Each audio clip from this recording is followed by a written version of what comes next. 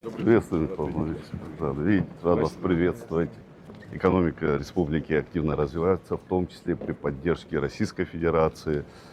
Мы активно взаимодействуем в рамках работы межправкомиссии, возглавляемой Александром Валентиновичем Новиком. Сегодня это взаимодействие дает свои ощутимые плоды и в экономическом развитии, социально-экономическое взаимодействие. В рамках всех этих мероприятий у нас открывается новый потенциал, новые возможности. Буквально в прошлом году мы говорили об открытии аэропорта, Михаил Владимирович.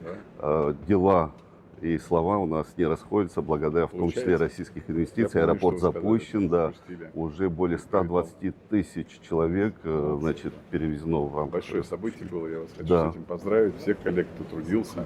Спасибо. И, мне кажется, самое главное для людей это показывает то, что инфраструктура создается в Абхазии, и возможности и курортные, и просто посмотреть, провести время с семьей, досугом, будут увеличивать туристический поток, как и в другую сторону, в Россию, в другие страны, в дружественные страны, в первую очередь. Результатов этих невозможно было добиться, если бы не поддержка и Александра Валентиновича, и Максима Геннадьевича. На самом деле люди, которые буквально вникают во все детали, помогают республике. Кстати, мы хотим и сейчас развиваем очень активно направление не только сезонного туризма летнего.